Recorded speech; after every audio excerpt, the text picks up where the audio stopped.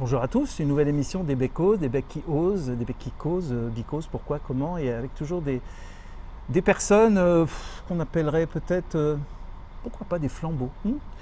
Des personnes qui représentent chacun dans leur domaine des flambeaux de la vie, des flambeaux de la résistance. Et aujourd'hui, on a une petite allusion avec l'île de la Réunion, avec cette magnifique montagne qui s'appelle le Piton des Neiges, culminant à 3070 mètres, et puis à peu près à 10 000 km, un autre, c'est pas un piton, c'est un autre sommet, un peu symbolique de cette région d'Annecy, en Savoie, avec la Tournette, à 2351 mètres.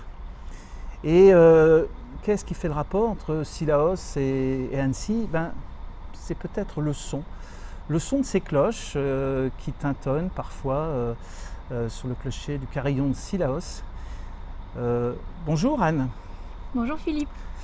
Alors Anne, on ne se connaît pas tellement finalement. C'est la première fois depuis hier, avant-hier, on communique un peu en vrai. On était un peu sur Internet et puis bien sûr via ces cloches Paccard.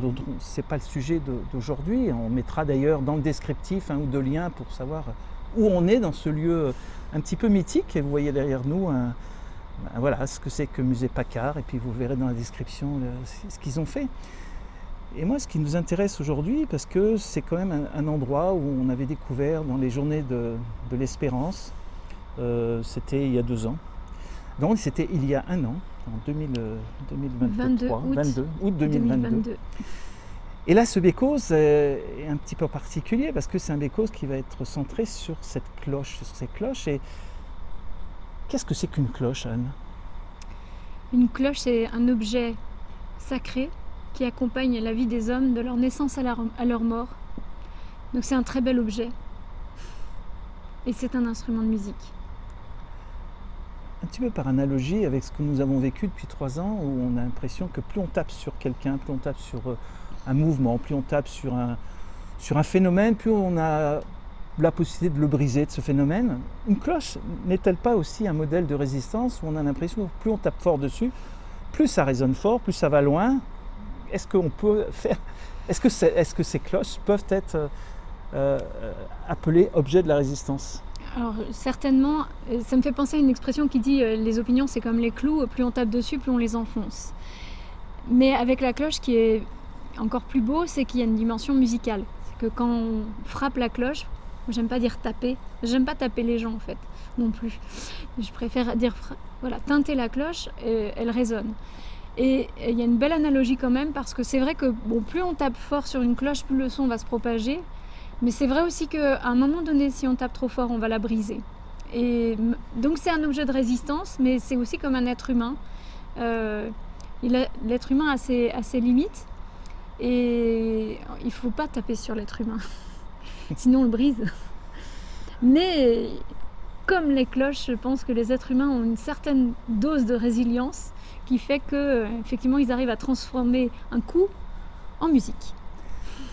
Quand nous regarderons cette magnifique montagne du Piton des Neiges, je crois que nous le regarderons autrement, différemment, car derrière ce Piton des Neiges se cachera ce clocher, ce carillon, derrière ce carillon, cette voix.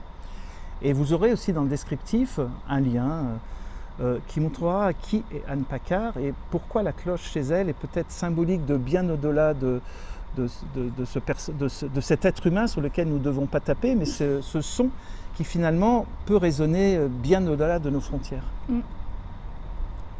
et de nos religions. Alors je suis profondément catholique et c'est pour ça que aussi je suis aussi attachée à la cloche, parce que je pense qu'elle véhicule vraiment des valeurs chrétiennes qui sont des valeurs d'amour, des valeurs de paix, de respect. Et en plus là on approche de Noël, est-ce qu'on n'a pas le plus beau des exemples de résilience, mais de don de soi et d'amour de ce petit enfant dans la crèche? Merci Anne. Alors nous avons fait une petite conférence, toute simplicité, le mercredi 20 décembre, et puis ça s'est terminé par la 3e mi-temps, comme d'habitude, comme après un match.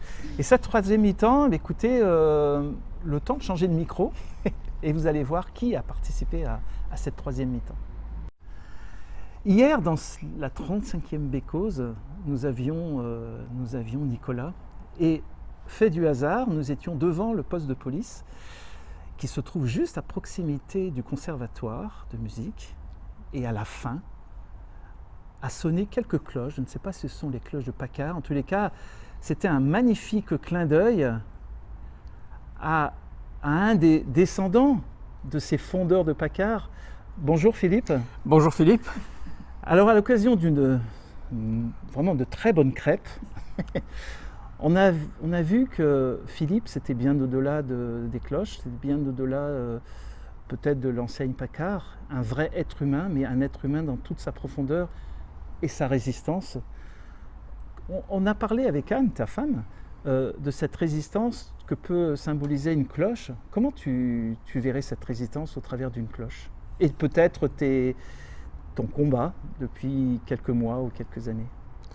Je pense que ce qu'on a pu vivre ces dernières années ont montré que l'être humain, et c'était vrai en France, mais c'était vrai de manière plus générale, a été frappé, a été poussé. Beaucoup sont tombés, beaucoup ont flanché parce que c'était extrêmement difficile. Nous, symboliquement, avec la cloche, on a encaissé les coups et on n'a pas dépassé les limites. Ce qui fait qu'on a pu raisonner, on a pu transmettre pas mal de choses.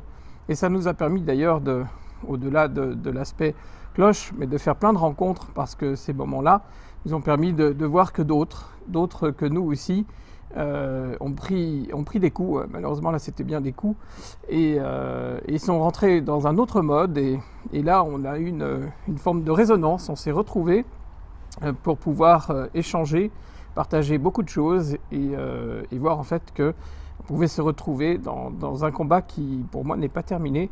Il va se poursuivre dans les années qui viennent et qu'il faut être prêt à échanger avec d'autres pour trouver les moyens de résister. Alors hier, avec Nicolas, nous parlions de Jean-Jacques Rousseau, puisqu'on était devant son buste, et puis on en était amené à parler de Saint-Exupéry et des moutons. Et il nous disait que finalement, s'il devait dessiner un mouton, eh bien, il ne dessinerait pas qu'un seul mouton, il dessinerait aussi un berger et un loup, je crois. Ça veut dire que nous avons tous entre nous, nous-mêmes, notre petite part de mouton. Et vous voyez qu'il nous a entendus, puisque derrière nous, nous entendons ce Big Ben, Big Ben annécien. Et finalement, cette résistance, nous l'avons chacun, les uns et les autres. Tu l'as, toi, Philippe, Anne, tu l'as. Nous l'avons tous particulièrement, mais nous sommes aussi, c'est pour ça qu'il faut se méfier de cataloguer les autres souvent en tant que moutons, parce que nous le sommes tous, mais n'empêche, les moutons peuvent être aussi un symbole de cloche, parce qu'ils leur portent au cou des moutons ou des chèvres, et ça parfois avec une seule cloche pour rassembler tout le monde. Alors, est-ce que Paccard pourrait être la cloche qui pourrait rassembler tout le monde? On peut essayer, en tout cas, la motivation est là. Bien sûr que la cloche, avec les animaux, elle est là pour les témoigner de leur présence et puis les rassembler quand, à la fin de la journée, il faut que ces animaux rentrent à l'étable ou se rapprochent. Donc oui, effectivement, la cloche est un moyen de communication.